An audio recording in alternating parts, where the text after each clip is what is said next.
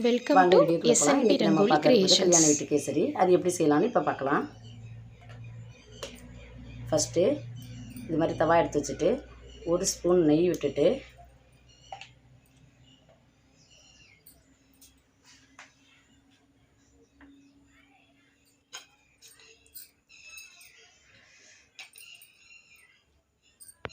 இப்போ கொஞ்சம் நெய் இதாகிட்டு இப்போ இந்த முந்திரியை போட்டு வறுத்தெடுத்துக்கலாம்.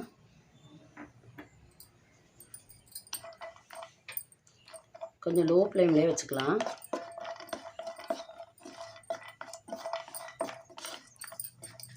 கோல்டன் ப்ரௌன் கலர் வர வரைக்கும் இதை வறுக்கணும்.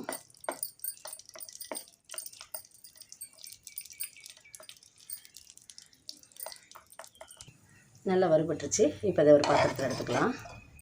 இதே மாதிரி முந்திரி மாதிரியே திராட்சையை வறுத்து எடுத்துக்கலாம்.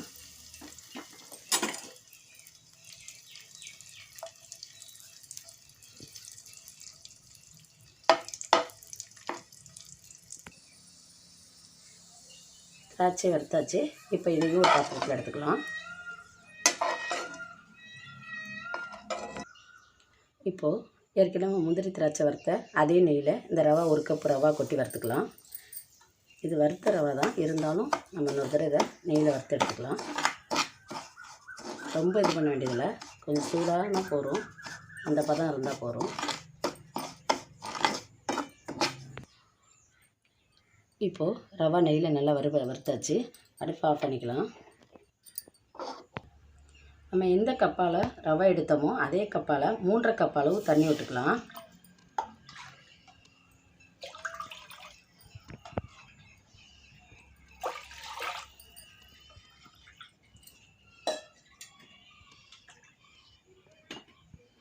மூன்றரை கப்பில் விட்டாச்சு. இப்போ அது நல்லா கொதிக்கட்டும் தலை. இப்போ தண்ணி நல்லா தலை கொதிச்சிருச்சு. இல்லை ஃபுட் கலர் ஆட் பண்ணிக்கலாம், இது ஆப்ஷனல் தான். இது நல்லா கொதிக்கட்டும்.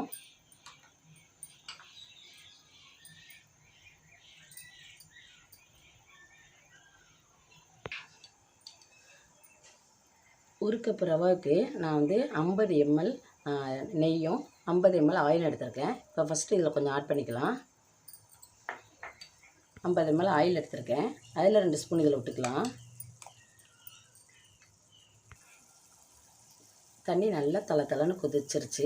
இப்போ ரவை இதில் ஆட் பண்ணிக்கலாம். வறுத்து வச்ச ரவாவை ஆட் பண்ணிவிட்டு நல்லா கிளறணும். நல்லா கிளறி விட்டுக்கணும்.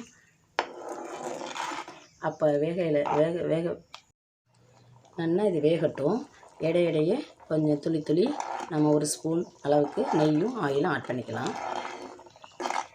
ஏற்கனவே நம்ம எடுத்து வச்சுருக்கோம் 50 ml நெய்யும் ஆயிலையும் இதில் ஆட் பண்ணிக்கலாம்.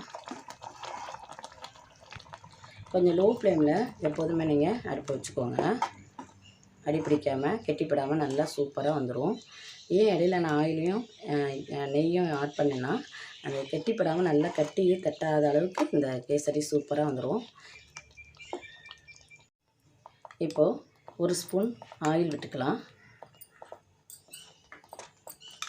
நெய் கொஞ்சம் விட்டுக்கலாம், 1 ஸ்பூன் விட்டுக்கலாம். இப்போ நல்லா கிளறலாம். ஓரளவு நல்லா வெந்து வந்துருச்சு. நல்லா வெந்த பிறகு 1 கப்பு ரவாய்க்கு 1.5 கப்பு சுகர் ஆட் பண்ணணும். நல்லா இன்னும் கொஞ்சம் வேகட்டும், ஒரு 2 மினிட்ஸ் வேகட்டும். வெந்துருச்சு. 1 கப் ரவைக்கு 1.5 கப் சுகர் ஆட் பண்ணிக்கலாம். இப்போ 1 கப்பு நான் போட்டேன், நான் 1/2 கப்பு கொட்டணும்.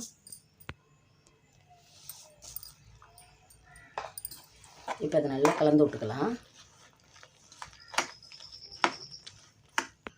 நல்லா சுகர் கரையட்டும்.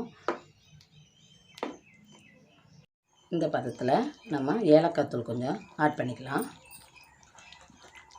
இப்போது நம்ம கேசரி நல்லா ரெடி ஆகிடுது. நெய்யும் தனியாக பிரிய ஆரம்பிச்சிருச்சு. இப்போ நம்ம வறுத்து வச்சுருக்க இந்த முந்திரி திராட்சையும் இதில் கொட்டி ஆட் பண்ணி கிளறி விட்டுக்கலாம். சூப்பரான கல்யாண வீட்டு கேசரி ரெடி ஆகிடுது. இந்த மாதிரி கன்சிஸ்டன்சியில் உங்களுக்கு கிடைக்கணுன்னா 1 கப்பு ரவைக்கு 3.5 கப்பு தண்ணியும் 1.5 கப்பு சுகரும் ஆட் பண்ணிங்கன்னா சூப்பரான கல்யாண வீட்டு கேசரி ரெடி ஆகிடும். தேங்க்யூ.